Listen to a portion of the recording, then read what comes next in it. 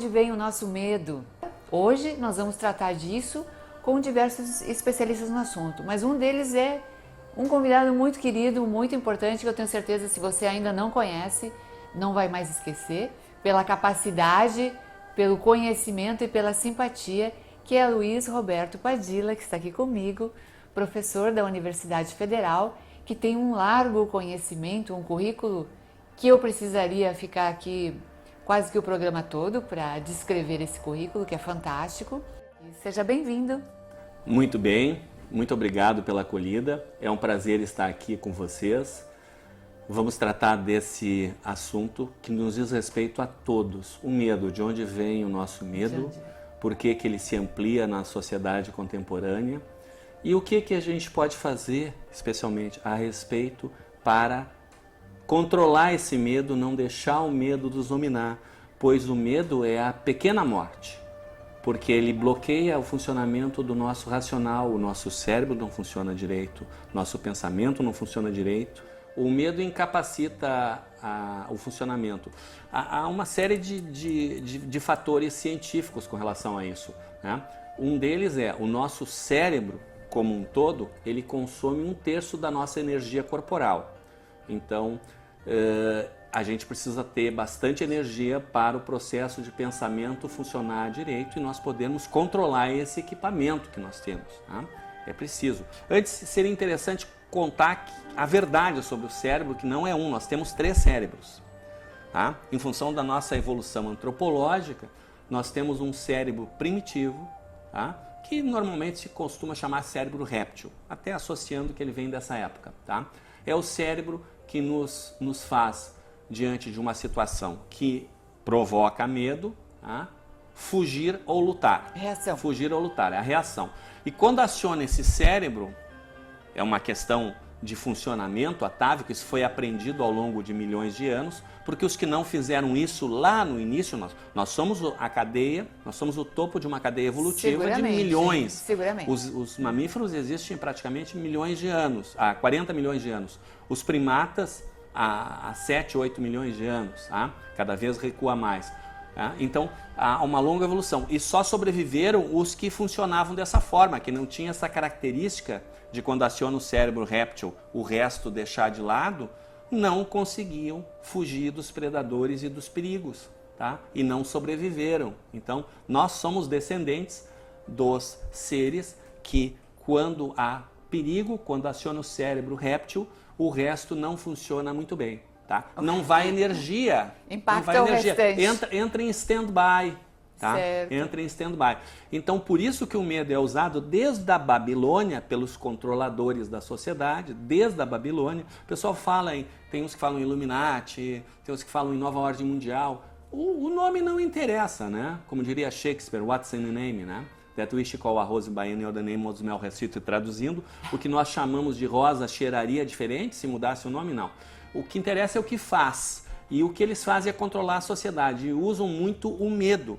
Por isso que nós estamos nesse clima atual. Algo que você não falou e que muitos da audiência não sabe, porque a grande mídia esconde isso, as 7 chaves, a grande mídia, há uma censura da imprensa. Nós chegamos no Brasil hoje a média de 200 assassinatos por dia. Você sabe o que é isso? Desde que começou o nosso programa aqui, já mataram uns 2 ou 3 violentamente, tá? Assassinaram, não é acidente, tal, não, é assassinato mesmo. A violência cresceu muito, tá? Para fazer as pessoas serem mais facilmente controladas, porque a pessoa que sente medo é uma pessoa que não funciona bem o restante do seu equipamento, principalmente a parte intelectiva, que é o segundo estágio do cérebro, é chamado de cérebro límbico, tá? Que é o cérebro que se desenvolve a partir dos mamíferos, principalmente, tá? Que é o que cuida das emoções, E por isso que você entra numa loja, você vê algum produto e você se apaixona, porque aquilo te emociona, e você compra, né? Você compra coisas que você não precisa, com dinheiro que às vezes você não tem, porque a emoção lhe domina e o racional E usa o outro cérebro. E não aciona o cérebro, e não funciona o cérebro racional. né? Porque além dele precisar de muita energia, ele bloqueia, há esse escalonamento. E o cérebro límbico se tornou importante também, especialmente nos mamíferos que desenvolveram por conta do instinto maternal, porque os mamíferos têm essa característica, tá? Nós não nascemos prontos, nós mamíferos não nascemos prontos, nós precisamos ser cuidados para chegar num estágio em que nós podemos andar com as nossas próprias pernas, vamos dizer assim, no sentido da vida, nos viver por nós mesmos, né? Nós precisamos ser cuidados. E para isso é preciso que o cérebro límbico, tá? O cérebro límbico realmente seja acionado, porque os pais e os adultos em geral, tá? Que os seres humanos, é difícil um ser humano que não gosta de crianças e de filhotes. Por que nós amamos crianças e filhotes? Porque eles acionam o nosso cérebro límbico, claro, e nos conectam com emoções que a gente não percebe e não entende, né? E então, quem não tinha essa característica, os seus filhos não sobreviveram. Portanto, nós somos descendentes também, em escala antropológica, daqueles cujo acionamento do cérebro límbico faz com que o racional não pense muito. Por isso que os pais fazem sacrifícios pelos filhos, tá? Os adultos fazem sacrifícios pelas crianças. Isso é básico da nossa sociedade, tá? Então nós somos descendentes dos que, quando sentem medo, fogem ou lutam. Quando sentem emoção, não funciona o racional. Isso é usado por um grupamento da nossa sociedade, que são 2% mutantes, que eu costumo dizer não têm características humanas, não têm as 3 características humanas, não são seres humanos, portanto. Eles são mutantes, tá? A cada 3% de nascimentos de homens e 1% de nascimentos de mulheres, você vai ter uma mutação genética detectável por exame, e também é detectável por atividade cerebral, porque o cérebro desse ser não tem atividade cerebral nas áreas do juízo de valor, por exemplo. O juízo de valor é essa operação automática que nós fazemos sobre as consequências daquilo que nós até mesmo pensamos. Quantas vezes você vê as pessoas dizerem, você mesmo diz a expressão, nunca pensei nisso? Não passa pela cabeça, por quê? Porque o juízo de valor bloqueia. O juízo de valor é como se fosse um antivírus, um anti-spyware, né? Um firewall poderoso que impede que até pensamentos que possam causar risco à ecologia própria e daquilo com o qual a gente se importa, as pessoas significativas, tá? Esse juízo de valor impede que a gente faça isso. Tá? Isso é uma característica do ser humano e isso requer energia, consome tempo, tá? E por isso que o psicopata parece mais inteligente. Claro, bota 2 computadores com a mesma máquina, os mesmos programas lado a lado, para fazer a mesma operação, sendo que num deles você instala e aciona um antivírus. Vai funcionar muito mais devagar, vai consumir mais energia. Com certeza. Né? E o psicopata é isso, é um perigo. Tá? É um risco para a sociedade, porque ele só pensa nele mesmo, por isso que eles matam pai, mãe, filhos, tá? E é preciso romper esse ato, essa separação descartiana que se fez entre a medicina e o direito. Esse é um dos paradoxos da nossa sociedade. Para superarmos o medo, porque o psicopata, ele manipula tanto a pessoa com que ele interage, quanto coletivamente, ele manipula para criar um ambiente propício para ele. E o ambiente propício para ele é um ambiente de medo, onde as pessoas não vão funcionar, tá? Porque ele é um paradoxo, porque ele não sente medo, que é uma emoção. Ele não aciona o cérebro réptil, tá? Dele, tá? Ele não tem essa característica, tá? Embora ele seja muito covarde. Por quê? Porque ele não tem emoção, e a coragem é uma emoção, a motivação é uma emoção. Ele não tem a conexão espiritual. Tem 2 postagens que foram feitas em junho. Uma é sobre o psicopata em si mesmo, como ele é, como é que ele funciona e como é que ele faz a manipulação a granel, assim, de pessoa a pessoa. Como é que ele faz essa manipulação?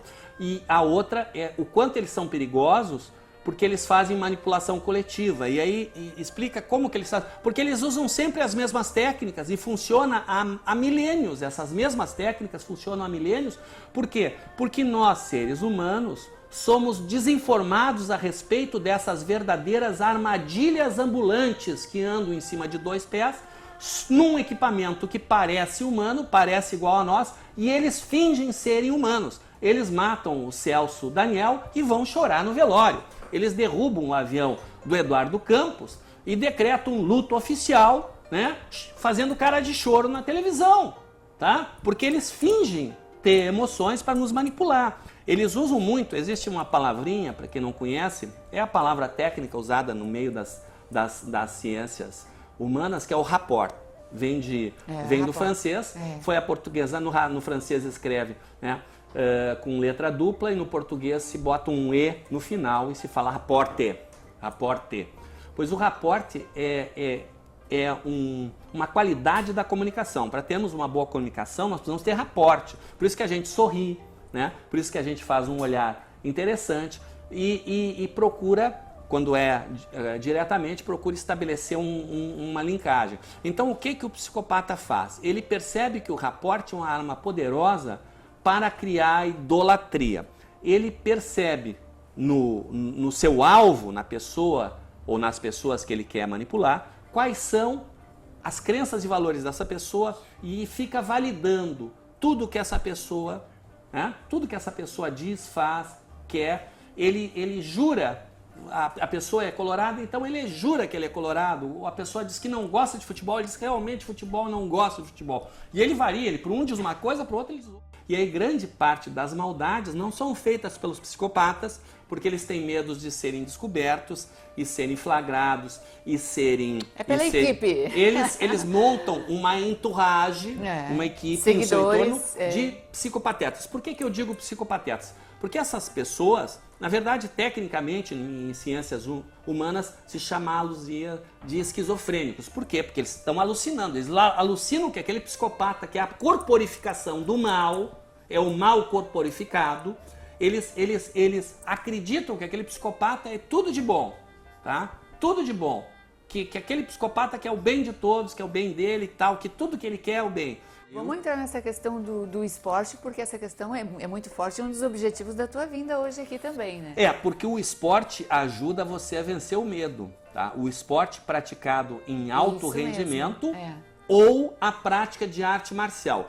Quando se chama alto rendimento, que é o nome técnico, é o esporte que o ganho emocional, que é o objetivo desse esporte, não é propriamente de quem faz, mas de quem assiste, porque é o esporte espetáculo, tá? O esporte espetáculo. E o esporte, quando ele é praticado em alto rendimento, como o atleta precisa se superar, ele aprende a dominar a si mesmo, inclusive o próprio medo. Há várias situações em que ele precisa vencer isso, né? Imagina o próprio futebol, que é muito comum. Imagina o que é o emocional do atleta que vai bater o pênalti ou do goleiro na hora de uma falta, não digo nem do pênalti, mas numa falta muito perigosa na entrada da área ali, que a barreira já está dentro da pequena área. Tá? O que é a emoção e do que vai bater. Enfim, né? Todo esporte tem. E aí tem um determinado setor que é as artes marciais. Eu estou aqui com um mestre de artes marciais. Eu estou aqui com o sexto Dan de Karatê. É uma alegria, inclusive eu propositadamente eu vim com uniforme de árbitro. Mas nós já de árbitro competição, né? Então, para completar o uniforme, só basta colocar aqui a identificação, que é importante identificação em eventos internacionais, como, por exemplo, a Premier League, que ocorreu entre os melhores atletas mundiais. É necessário que saibam que eu sou um árbitro brasileiro para que, na escolha do quadro de arbitragem de um atleta brasileiro, eu fique de fora, né? As artes marciais, elas, mesmo quando você pratica sem ser um atleta, elas lhe proporcionam vencer o medo. Em 1985, o karatê é admitido como esporte pelo sistema olímpico, né? E começa então uma longa jornada de evolução nas regras, porque se tornou paradoxal. O karatê é uma técnica mortal, você pode matar uma pessoa usando golpes, tá? Porque você aprende como fazer, como nocautear de uma forma rápida, eficaz, né? Mas, ao mesmo tempo, ela forma pacifistas, porque justamente você controla o seu medo. Isso. E o paradoxo do karatê esportivo, né? Até a gente Depois vai mostrar alguma coisa sobre isso. O paradoxo do karatê esportivo é que você tem uma arte de extrema eficácia, mas você tem que mostrar a técnica sem machucar o adversário. Esse ano, como eu mostrei aqui, eu arbitrei a Premier League, que é o top mundial, o top mundial. E os atletas são muito rápidos, são tão rápidos que nós temos uma persistência óptica, uma sucessão de quadros, a gente não enxerga um fluxo de imagem, são quadros, 24 quadros por segundo, 24 quadros por segundo. Então se algo passa mais rápido que isso, você não vê, não tem como ver, porque você tem um quadro, passou a coisa e você não viu. E aí os atletas de alto nível, eles conseguem determinados golpes. A parte final deles é tão rápida que se você não tiver um metabolismo mais acelerado e não conseguir fazer mais que 24 quadros por segundo, que a gente faz, a gente consegue acelerar o metabolismo e a 30 ou mais quadros por segundo. Senão você não conseguiria. Foi feito testes em vários locais, na USP, comparando com atletas de outras modalidades. O tempo de reação do atleta de karatê, em média, é 20% mais rápido que dos atletas de outras modalidades. Fizeram com atletas de várias modalidades. A Laura é a atleta da seleção gaúcha. Vai entrar aqui Vem atrás, aqui atrás de nós, Laura. Laura, para o pessoal te ver. A Laura vai... Faixa preta. A Laura vai fazer uma demonstração. Primeiro dan, participou de muitas competições. Tem também atuado como árbitra nas competições de primeiro grau. Nós vamos fazer uma demonstração de algumas técnicas de karatê para o pessoal ter uma ideia aqui. Eu apresentei como mestrado em antropologia na Universidade de Salamanca e León, na Espanha, justamente um trabalho que eu desenvolvo demonstrando que a emoção é o vórtice, é o núcleo em torno do qual toda a ação humana acontece. Tudo que é humano atua em torno da emoção. Ela é a interseção de todos os planos de atuação. O plano dos fatos, o plano das crenças e valores, que é permeado de crenças falsas e valores invertidos, a inversão de valores. O plano do direito e o plano do esporte. A interseção de todos eles são as emoções. E é aí que eles usam para nos manipular. Então, no momento que você tem consciência de que essas armadilhas existem e que as emoções são usadas para isso, você tem condições. Existem vários grupos que estudam, e eu quero mostrar para vocês aqui, É o NIET. Nós temos na Universidade Federal do Rio Grande do Sul o NIET, o Núcleo Interdisciplinar de Estudos Transdisciplinares sobre Espiritualidade, desde o ano 2000, que é um espaço destinado à investigação da ciência. E é uma coisa muito interessante, o Francis Bacon disse essa frase, que a pouca ciência afasta de Deus e muita ciência nos aproxima dele. E é muito interessante que dos temas mais complexos que existe, que é a física quântica, que estuda a natureza íntima do universo, justamente todo cientista que começa a se aprofundar na física quântica, ele começa a se tornar um místico. Não é religioso, mas um místico, porque ele começa a entender tudo isso, essa interação. Um dos experimentos que eles estão tentando desenvolver lá no CERN é justamente demonstrar que existe uma energia única no universo e que tudo deriva, todas as energias e todas as partículas derivam de alguma plasmicidade dessa energia única do universo, que seria a essência divina de todas as coisas, que todas as religiões, nessa tradição judaico-cristã,